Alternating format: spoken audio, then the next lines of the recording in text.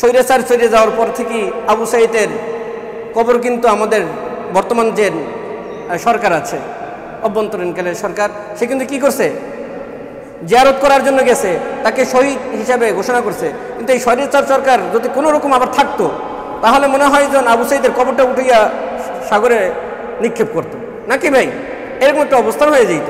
এই জন্য আমি চাচ্ছি আপনাদের মাধ্যমে এই বাউফল থেকে ইনশাআল্লাহ সংগ্রাম শুরু হবে।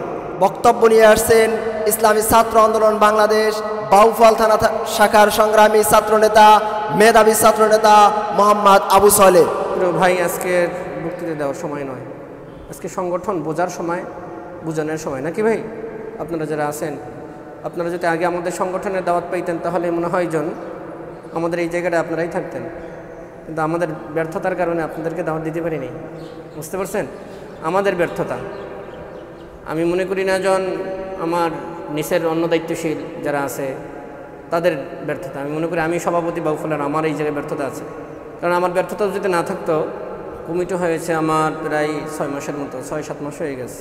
এর ভিতরে আমার উচিত ছিল প্রত্যেকটা কলেজ, প্রত্যেকটা মাদ্রাসা আমার কমিটি করা। এখন তরিত কমিটি করার মতো এরকম সুযোগ হয় নাই। যে কোনো সময় এক একটা কারণে এক এক সমস্যা বাইজেই থাকে, এই জন্য আমরা কমিটিটা করতে পারি নাই।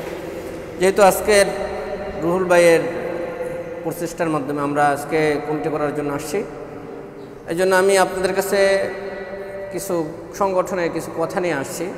যেমন ইসলামী ছাত্র আন্দোলন বাংলাদেশ 1991 সালে 23 আগস্ট রোজ শুক্রবার হযরত ফজলুল করিম রহমতুল্লাহি আলাই প্রতিষ্ঠিত করেছিল। আমাদের সংগঠন প্রতিষ্ঠিত করেছিল কে ভাই? হযরত ফজলুল করিম রহমতুল্লাহি আলাই। আমাদের সংগঠন প্রতিষ্ঠিত হয়েছে 1991 সালে। 1991 সালে 23 আগস্ট রোজ শুক্রবার। সেই 23 আগস্ট কিন্তু এই বছর আমরা 2024-এ আমরা রোজ শুক্রবারই পাইছি। 2023 আমরা আগস্ট মাসে কি করলাম, এই শুক্রবারটা আবার আমরা পেয়েছি। আমাদের 23 তারিখ শুক্রবারই পড়েছে। আর আমরা মনে করি আমাদের ফজলুল করিম রহমতুল্লাহি আলাই যেই উদ্দেশ্যে সংগঠন প্রতিষ্ঠিত করেছিল 23 আগস্ট শুক্রবার, আমরা ইনশাআল্লাহ আপনাদের মাধ্যমে এই বাউফল কলেজ থেকে আমি চাই যেই উদ্দেশ্যে প্রতিষ্ঠা করা হয়েছিল সংগঠন, ওই উদ্দেশ্য সফল হওয়া শুরু করবে ইনশাআল্লাহ। পারবেন না ইনশাআল্লাহ ভাই আপনারা ভালো কিছু দিতে? আপনাদের দিকে আমরা তাকাই রয়েছি ভাই। আমরা সংগঠন করছি তৃণমূল থেকে। আমাদের সংগঠন এখন পরবর্তী টাইমে আমরা সংগঠন আমাদের ছাত্র আন্দোলনের বয়স শেষ হয়ে যাবে, তারপরে আমরা যুব আন্দোলন করব। তারপর আপনারা আমাদের জায়গায় আসবেন, আমাদেরকে দাওয়াত দিবেন, ভাই আসেন। হ্যাঁ, এই জন্য আমি চাচ্ছি, যেহেতু সংগঠন করার মাধ্যমে মানুষ অনেক কিছু করতে পারে সংঘবদ্ধভাবে। সংগঠন মানে কি? সংঘবদ্ধ। সংগঠন মানে কি ভাই? সংঘবদ্ধ। আপনি সংগঠন ছাড়া সংঘবদ্ধ হইতে পারবেন না। সংগঠন ছাড়া সংঘবদ্ধ হইতে পারবেন ভাই? যদি সংঘবদ্ধ আজকে না হইতো, তাহলে স্বৈরাচার সরকার এখনো আমাদের উপরে চাপাই বসে থাকতো, ঠিক কিনা ভাই? যেই স্বৈরাচার সরকার এক এক করে আমাদেরকে আমাদের জীবন থেকে, আমার লাইফে মনে হয়, আমি ছোট থেকে আমি দেখি, আমার যখন বুঝ হয়েছে, যেহেতু আমার 24 থেকে 25 বছর বয়স, এই সরকার 16 বছর সে ক্ষমতায় আসিল। যখন এই সরকার ক্ষমতা আসছে তখন আমার 7 থেকে 8 বছর বয়স।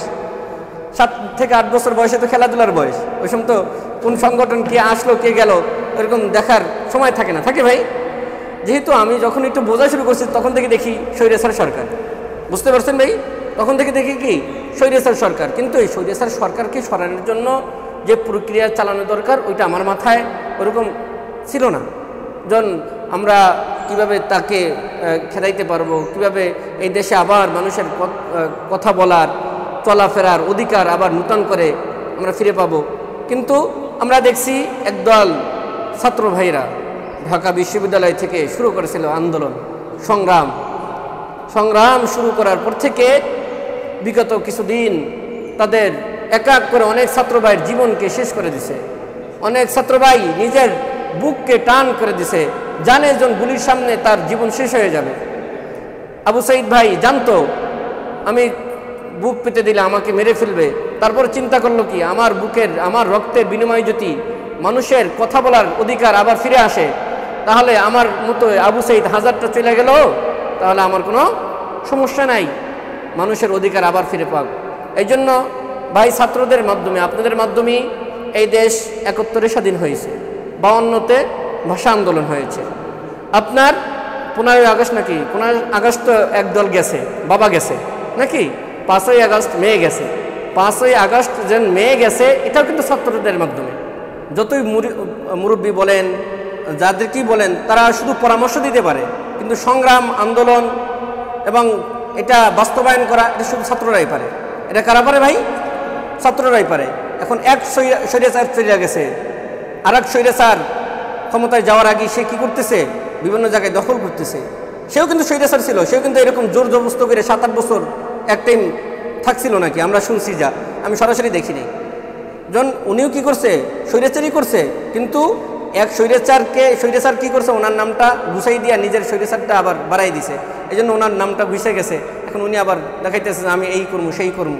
কিন্তু ভাই দেখা যায় আওয়ামী লীগ আর বিএনপি, হ্যাঁ, দুই সাপের একই বিষ, হ্যাঁ, দুই সাপের একই বিষ। এই জন্য আসেন ভাই, আমরা চাচ্ছি না যেন আমাদের কথা বলার যেই অধিকারটা যে ভাইদের জীবনের বিনিময়ে আমরা পাইছি, ওই ভাইদেরকে আমরা ভুলতে চাই না, নাকি ভাই? ওই ভাইদেরকে আমরা ভুলতে চাই না। যদি ভুলতে না চাই তাহলে এই দেশে আবার ইসলামিক কিছু পন্থী নিয়ে আসতে হবে, যারা তাদেরকে স্মরণ রাখবে, তাদেরকে আপনার এই দেশে আবার ভালো স্থান দান করবে। যেরকম স্বৈরাচার চলে যাওয়ার পর থেকেই আবু সাঈদের কবর কিন্তু আমাদের বর্তমান যে সরকার আছে, অভ্যন্তরীণকালের সরকার, সে কিন্তু কী করছে, জিয়ারত করার জন্য গেছে, তাকে শহীদ হিসাবে ঘোষণা করছে। কিন্তু এই স্বৈরাচার সরকার যদি কোনো রকম আবার থাকতো তাহলে মনে হয় যেন আবু সাঈদের কবরটা উঠিয়া সাগরে নিক্ষেপ করত, নাকি ভাই? এরকম একটা অবস্থান হয়ে যেত। এই জন্য আমি চাচ্ছি আপনাদের মাধ্যমে এই বাউফল থেকে ইনশাআল্লাহ সংগ্রাম শুরু হবে। সেই সংগ্রামটা বাউফল কলেজ থেকে শুরু হবে।